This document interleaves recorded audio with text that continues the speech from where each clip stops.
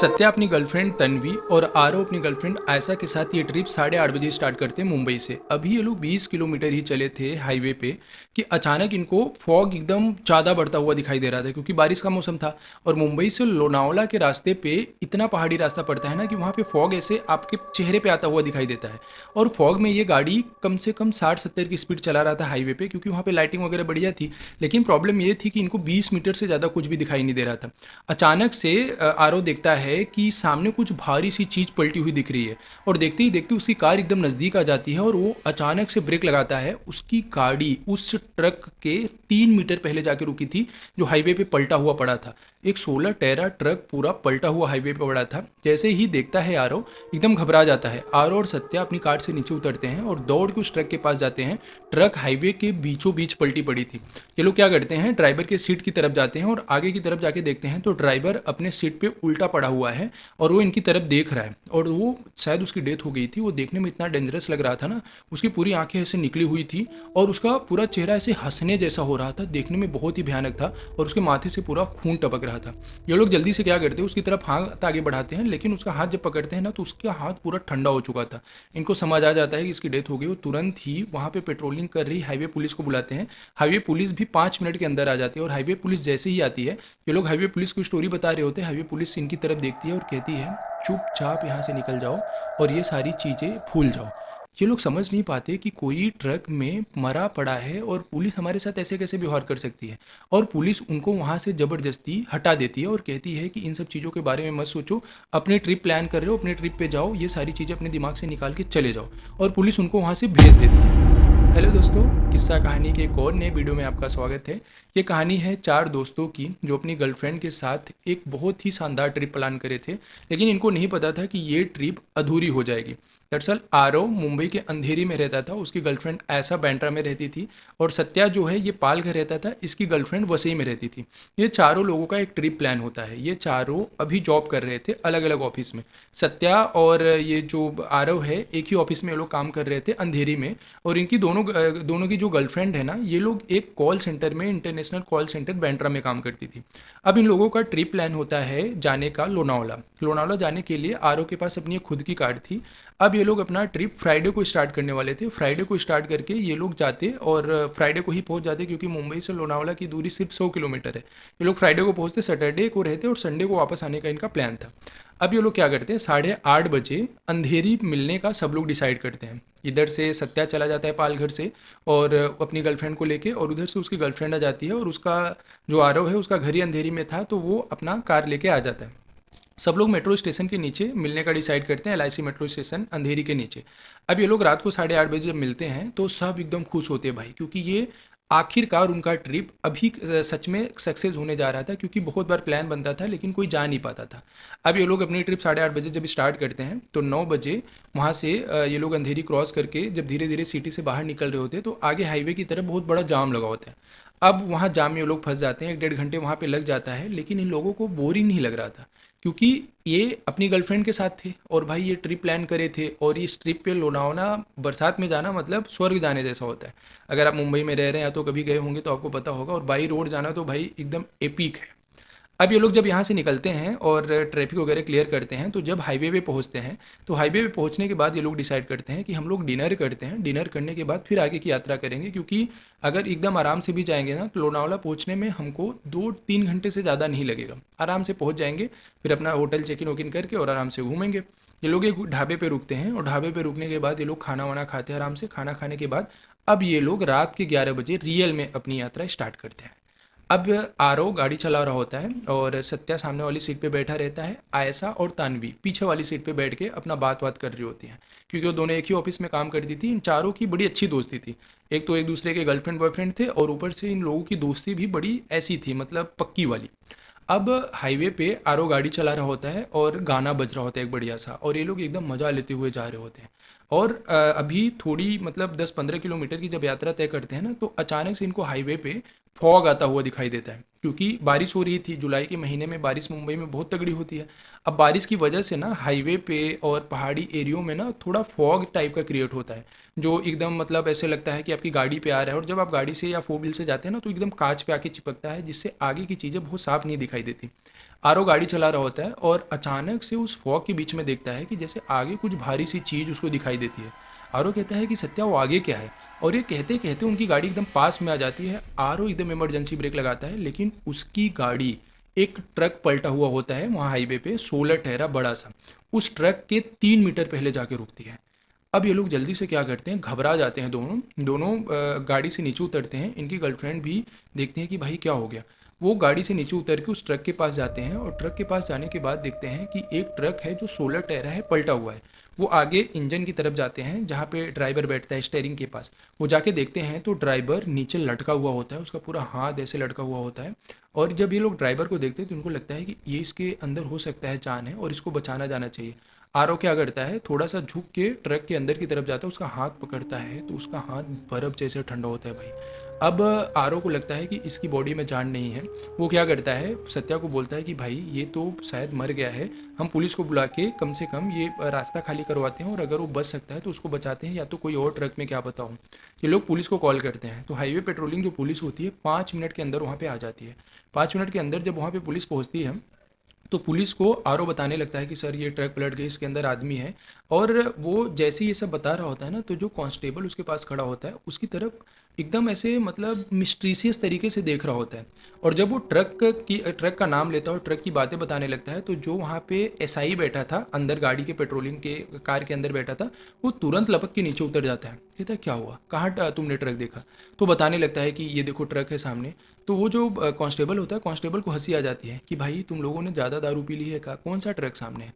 अब भाई जब आरव पलट के देखता है ना, तो पूरे रास्ते पे उसको कुछ नहीं दिखाई देता, पूरा रास्ता एकदम साफ था। भाई मानो उसके होश उड़ गए। सत्या और आरव वहाँ खड़े खड़े कांपने लगे, बोलते सर हमने सच में ट्रक देखा। वो लोग कस्में खाने लगते हैं। और पुलिस क्या करती है, उनको कहती है कि भाई आप लोगों ने अगर ड्रिंक करा है तो थोड़ा कम करना चाहिए था, क्योंकि तुम्हारा ये जो मेंटल है एकदम गड़बड़ हो गया है। सामने कौन सी ट्रक है दिखाओ। और सत्या और आरव की सच में हालत ख़राब हो जाती है, क्योंकि वो लोग देखते हैं सामने का पूरा रास्ता खाली है, इवन गाड़ियाँ आ जा रही हैं।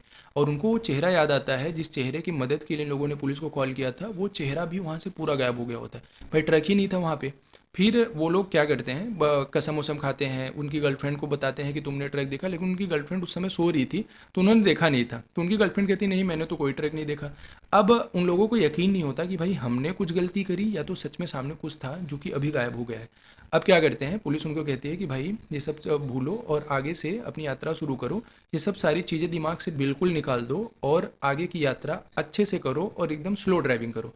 अब जो एसआई होता है दरोगा, वो कहता है कांस्टेबल से कि इनके आधार कार्ड का फ़ोटो ले लो और पूरा इनके गाड़ी का फ़ोटो ले लो और इनको जाने दो। अब कांस्टेबल ऐसे सेम करता है, लेकिन जैसे वो लोग आगे बढ़ते हैं ना, तो पुलिस भाई टेंशन भरी निगाहों से कांस्टेबल से कहता है कि ये अपने पास पिछले 8 दिन में 15वीं ऐसी घटना है जहाँ पे लोगों को हाईवे पे कोई ट्रक दिखाई दिया और वहाँ पे किसी की डेथ हुई दिखाई दी जो स्टेयरिंग पे बैठा था। भाई ये हो क्या रहा है अपने ये हाईवे वाले एरिया में। वो क्या करते हैं, फिर भी इग्नोर करके उसी एरिया में खड़े रहते हैं, क्योंकि वो 15 दिन से सेम यही कंप्लेंट पा रहे थे कि हाईवे पे एक ट्रक पलटी थी। कोई उनको बुलाता था, कहता था हाईवे पे ट्रक पलटी है, और जब पुलिस जाके देखती थी तो वहाँ पे कोई भी ट्रक दिखाई नहीं देता था, पूरा रास्ता एकदम क्लीन एंड क्लियर दिखाई देता था। अब ये लौंडे तो आगे बढ़ जाते भाई अपनी कार लेके, लेकिन अब ना इनको मतलब एकदम अलर्ट हो गए थे, मतलब मानो ना कि इनके रोंगटे एकदम खड़े थे। जैसे ही ये लोग आगे बढ़े ना, तो ये लोग एकदम स्लो स्लो जा रहे थे हाईवे पे एकदम किनारे से, मतलब मानो जैसे ट्रिप पे ना कोई सेंध सा लग गया हो। इनकी हालत ना एकदम ख़राब सी हो गई थी। अब इनके चेहरे पे जो रौनक थी, रौनक दिख नहीं रही थी। अब इनकी गर्लफ्रेंड क्या करती है, इनको कन्विंस करती है कि भाई हो सकता है कि तुम लोगों ने कुछ ऐसे इमेजिन कर लिया हो, या तो ऐसा कुछ आपका सपना हो। तो कहता है भाई हम दोनों कैसे ऐसे कर सकते हैं, सत्या ने भी देखा मैंने भी देखा, तो दोनों को कैसे ऐसे भ्रम हो सकता है। हम गाड़ी खोल के जब भी हम उतरे तो तुम लोगों ने पूछा ना कि कहाँ जा रहे हो, तो ऐसे कैसे हो सकता है कि हम लोग सामने देखे बिना ऐसे कर सकते हैं। लेकिन उनकी गर्लफ्रेंड उनको कन्विंस करती है। अब जब आरव गाड़ी रहा होता है ना, तो अचानक से उसको शीशे में लगता है कि भाई वही ट्रक आ रही है। वो ट्रक उसके पीछे की तरफ आ रही है और फिर उसके आगे निकल रही है, हॉर्न बजा रही है, और उसमें वो बैक कांच में देखता है कि वो ड्राइवर उसको देख के हंस रहा है।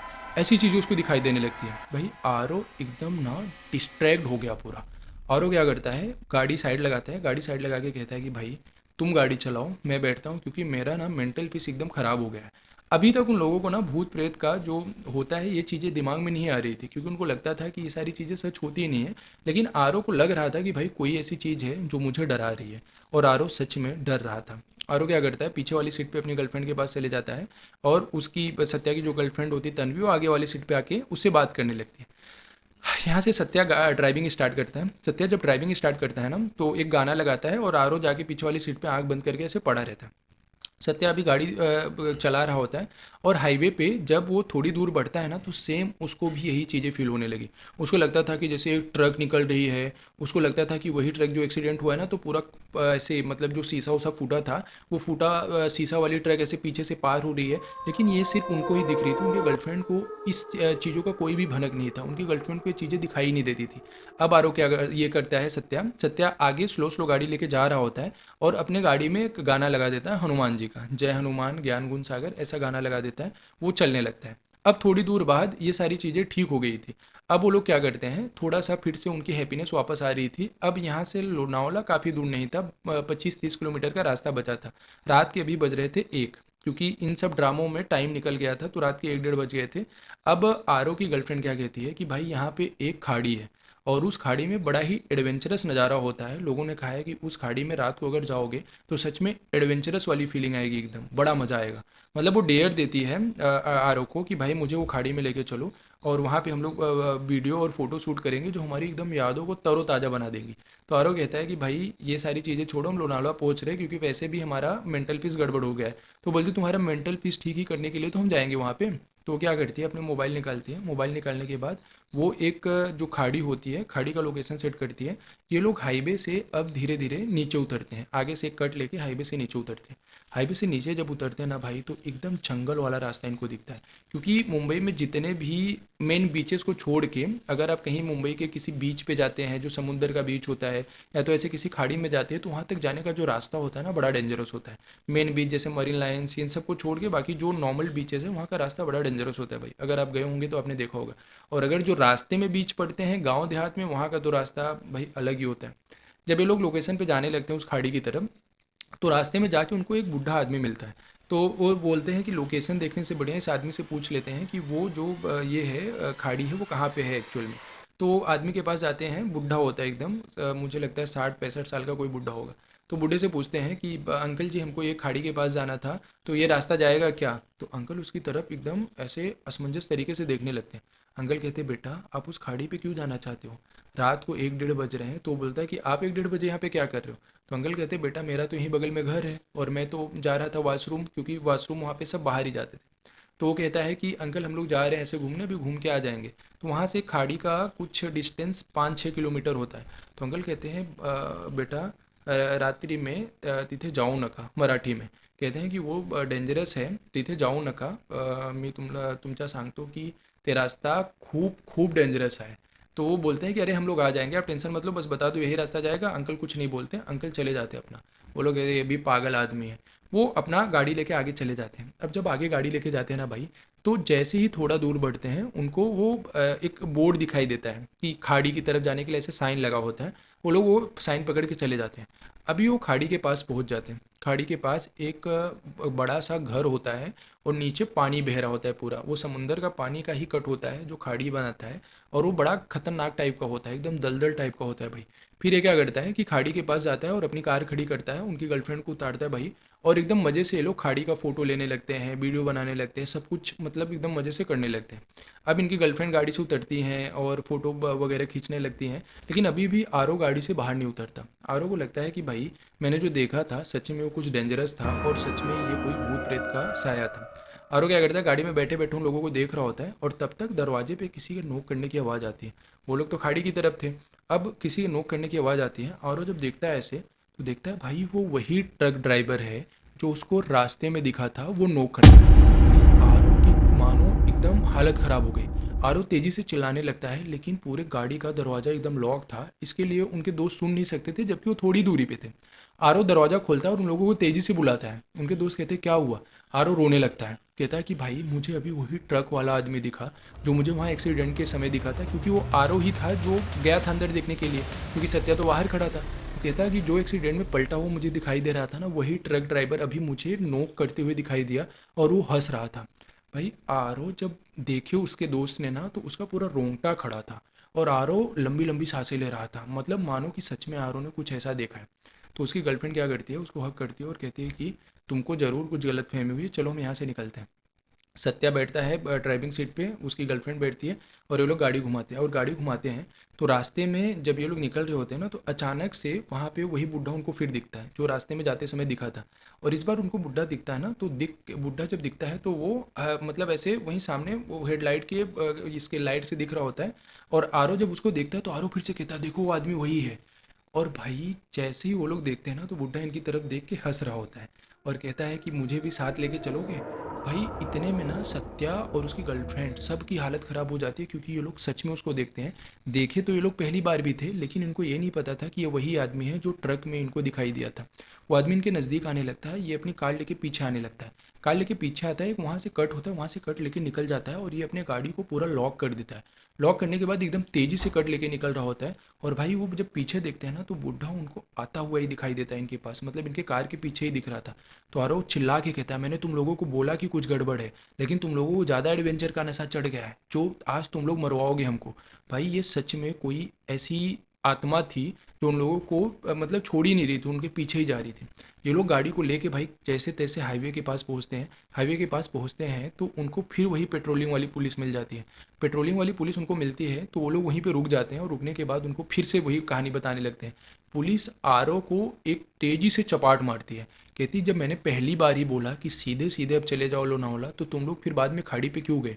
पुलिस उनको कहती है कि ये 15 दिन से हमारे पास कंप्लेंट आ रहा है कि यहाँ पे कोई भी ऐसे यात्रा करना, जैसे कोई अगर यात्रा कर रहा होता है तो अचानक से उसको सामने दिखाई देता है कि जैसे कोई ट्रक पलट गई हो, और जब हम आके देखते हैं या तो कुछ सेकंड बाद वो अचानक से गायब हो जाती है। और ये तुम्हारा 15वां कंप्लेंट था, 14 और भी लोग थे जिनके बारे में सेम कंप्लेंट हमने सुनी है। और हैरानी की बात यह है कि उनमें से बहुत सारे लोग अब इस दुनिया में है भी नहीं। तुम लोग सीधे लोनावला जाना है तो जाओ, नहीं तो अपने घर वापस लौट जाओ। वो लोग डिसाइड करते हैं कि भाई आज का दिन गड़बड़ है, और वो लोग डिसाइड करते हैं कि भाई हम लोग घर वापस चलते हैं। अभी रात के कुछ 2:30-3 बज गए थे। वो लोग अपनी गाड़ी कार घुमाते हैं और कार घुमा के वो अपने घर पे आने लगते हैं। और उस घर पे आते हैं ना, तो इस समय गाड़ी सत्या चला रहा होता है, गाड़ी सत्या चला रहा होता है। तो जैसे ही हाईवे से 10 किलोमीटर आगे आता है, उसको सेम फिर वही सिचुएशन दिखाई देती है कि जैसे एक ट्रक जा रही है और ट्रक अभी चल रही है, ट्रक गिरी नहीं है। ट्रक के सामने एक मतलब पीछे साइड पे एक आदमी बैठा है, वो वही आदमी है जो इनको दिखाई दिया था। और ट्रक इनकी गाड़ी के एकदम सेम सामने आ रही है। लेकिन ये लोग क्या करते हैं कि गाड़ी रोकते ही नहीं, गाड़ी को एकदम तेज़ी से भगा देते हैं और इनको काफ़ी दूर तक वो ट्रक दिखाई देती है। लेकिन अब ये लोग मुंबई शहर के फिर से नज़दीक आ रहे थे और ये लोग अपने गाड़ी में फुल वॉल्यूम में हनुमान चालीसा लगा के रखे थे।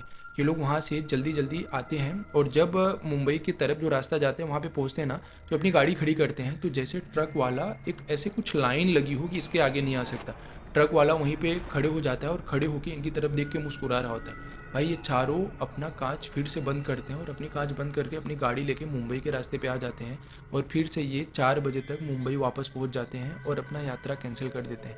ये लोग जब मुंबई में पहुंचते हैं तो अंधेरी पहुंचने के बाद ये लोग अपनी गाड़ी खड़ी करते हैं और सिर्फ आधे घंटे तक ये सोच रहे थे कि आखिर हमारे साथ जो रात में हुआ ये क्या था, और हमारे साथ ये जो ट्रक वाले को हमने देखा, जो ट्रक का एक्सीडेंट हुआ था, ये क्या था। ये लोग सच में अब ऐसे विश्वास करने लगे थे कि भूत प्रेत जैसी चीज़ें होती हैं, क्योंकि उनको समझ ही नहीं आ रहा था कि जो ट्रक देखा हमने, जो पलटा हुआ आदमी को देखा, जो रास्ते में हमको आदमी मिला, ये सिर्फ एक आदमी था जो हमको बार बार डिस्ट्रैक्ट कर रहा था, बार बार हमको कुछ अनहोनी का संकेत दे रहा था और हमारे साथ कुछ अनहोनी करना चाहता था। पुलिस वालों को वो लोग बताए, पुलिस वाले के पास वो 15 कंप्लेन, सारी चीज़ें ना उनको एकदम क्रश्ड कर दिया उनका माइंड। ये लोग अपने अपने घर पे आते हैं, बिना कुछ बताए जाते हैं और सो जाते हैं। और फिर ये लोग कभी भी उस रास्ते पे ना जाने का कसम खाते हैं। अगर आप भी रास्ते पे कभी गाड़ी चला रहे हैं और अगर हाईवे पे ऐसी कुछ एक्टिविटी आपको दिखती है, तो आपको कोई भी एडवेंचरस उसमें नहीं ढूंढना चाहिए, अपने रास्ते अपने घर वापस लौट आ जाना चाहिए, क्योंकि ये सारी चीज़ें हकीकत में होती हैं और बहुत हद तक सही भी होती हैं।